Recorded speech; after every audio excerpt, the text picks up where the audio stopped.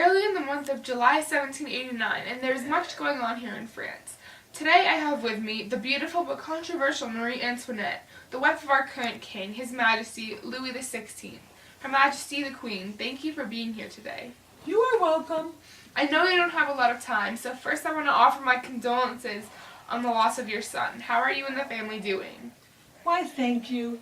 It's been hard. The other children are very sad, but there is so much going on in the country that's been a distraction. If we can, I would like to talk about what is going on in the country.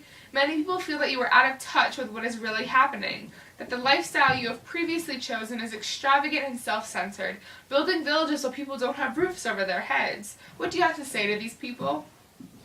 I feel that I'm a very compassionate person. I love and support my husband and the people he rules. No one reports on the orphan that I took in and helped educate. I always try to do well. I am the queen and do have privileges by being royalty. I am sorry that people can't see the truth. The whole necklace affair was none of my doing, but this will be a legacy I carry until my death. I have bared children before God and this country and suffered the loss. But do you see the struggle in the street, people rioting for food, fighting for democracy? Louis XVI, my husband, is a great king. I do not understand why people cannot support his royal power. Recently, during the Estates General Meeting, the Jacobin Club was formed. Do you think this group will cause more problems for your husband? I am a staunch supporter of my husband and am confident that he can squash any democratic ideals that might come out of that group. Yes, but when the Third Estate defeated the Estates General and became the National Assembly, your husband had them locked out of the place they were meeting. They defied his orders of meeting, and he just recently agreed to have the nobles and clergy join them. Yes, and in defense of this, he's had troops brought in outside of Paris. Their aggressiveness will be addressed. I know we have to wrap this up, so let me ask you, how do you feel now, and where do you think this revolution is headed? Well, it is rather fearful with the protests and unrest. I know my husband is working hard to maintain his royal presence. One can only hope and pray that people see the just in his leadership. Thank you again, Your Majesty. You are welcome.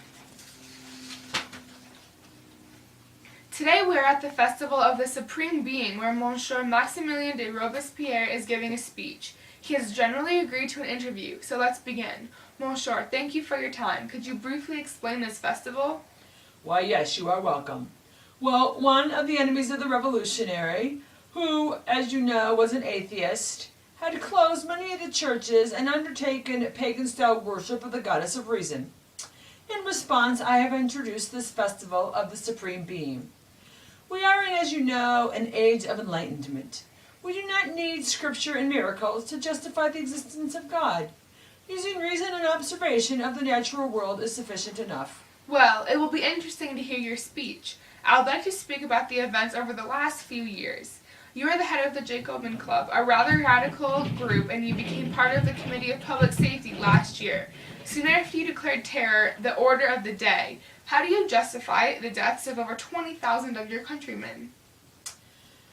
Justify? Well, you know, it's been a time of revolution. Those who have been executed were known enemies of the revolution and of freedom. But the revolutionary government you have formed has executed the king and queen and many others and is at all-out war. The introduction of the Constitution of 1793 was halted and a revolutionary government was declared. You are correct. Let me first address the execution of the king and queen. As you know, he was an incapable leader. During his reign, he destroyed France's economy. His answer for fixing it was to increase the burden on the poor and on the lower-class merchants. He and his wife lived a life of extravagance and luxury, while the people in the streets rioted over the cost of food and food itself. As I stated before, his death has allowed the country to live.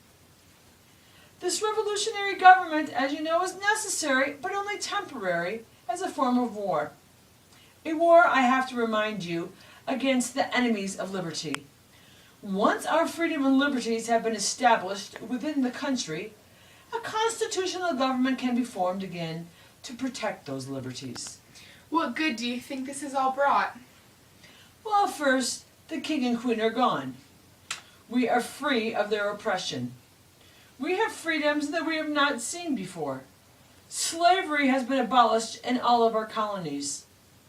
Through the first law of Ventos, we have taken and seized the property of the revolutionary enemies and distributed it to the poor.